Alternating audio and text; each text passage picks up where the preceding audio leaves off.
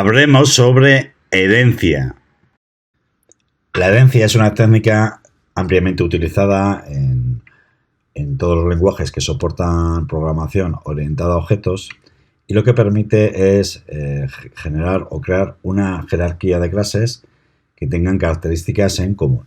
Así, por ejemplo, si nosotros definimos nuestra clase juego, es una clase suficientemente genérica porque un juego representa un concepto en ese sentido poco concreto. Un juego puede ser cualquier cosa en la que nosotros nos dediquemos a jugar, pero sí que parece que pues en un juego, al menos pues el nombre del juego habría que definirlo, un jugador objeto o interactuar el juego con un jugador, parece que eso es claro, y necesitamos a una manera en el juego de interactuar con el usuario y a una manera de generar números aleatorios, como suele ser práctica habitual en los juegos.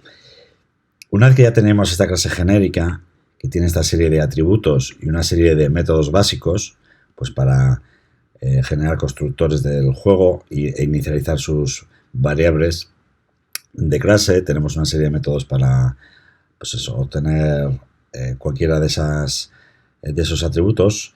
Lo siguiente sería pensar ya en un juego más concreto. En nuestro caso, en nuestra aplicación, el juego que está desarrollado es el 3 en raya. Y el 3 en raya, aunque ya lo estuvimos definiendo previamente en vídeos anteriores, el 3 en raya ahora está heredando. Ahora ya podemos centrarnos en el extends juego. Eso quiere decir que 3 en raya hereda de juego. Y esto lo que implica son varias cuestiones. En primer lugar, la superclase se va a denominar juego.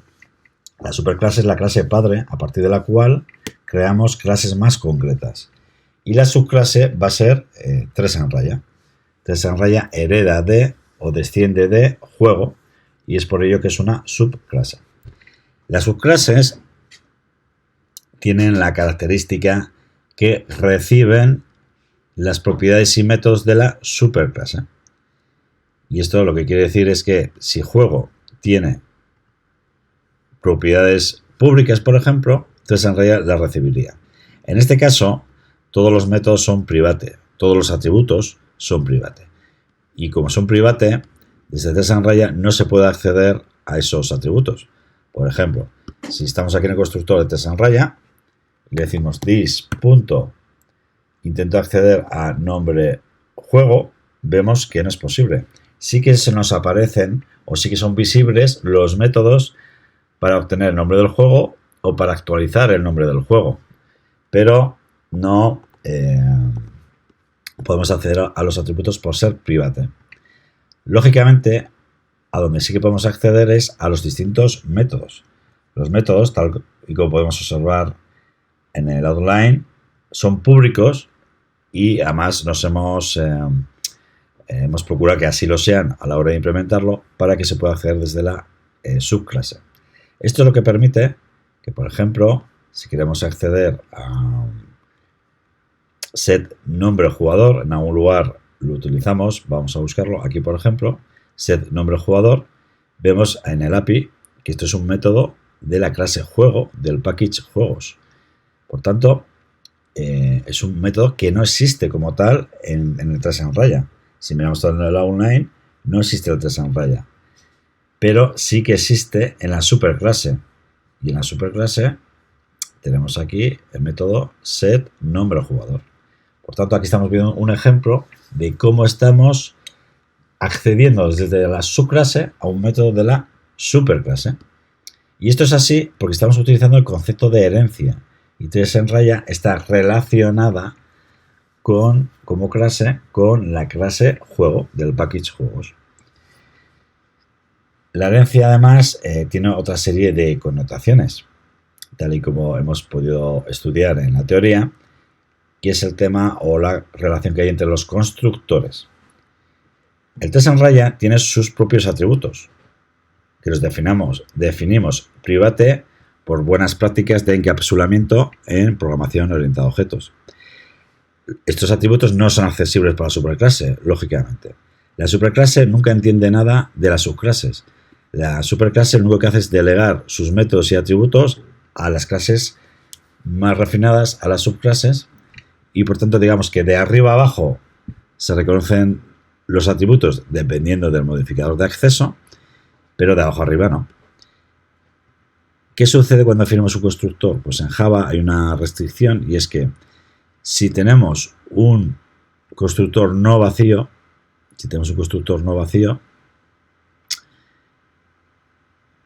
en este caso tenemos constructores no vacíos y vacíos. Por no vacíos nos entendemos o nos referimos, mejor dicho, a que tenga o no tenga parámetros en la firma de la cabecera del método. Por tanto, imaginemos que yo ahora elimino este constructor, ¿de acuerdo? Y si vamos a la 3 en raya, yo ahora voy a eliminar esta cláusula.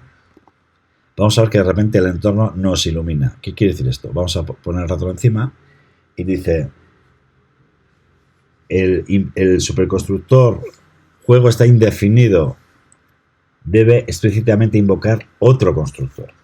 Por tanto, si tenemos constructores que no son vacíos, es decir, que están esperando a un tipo de parámetro en la cabecera, estamos obligados desde la subclase, en este caso desde la clase 3 en raya, a invocar al constructor de la superclase.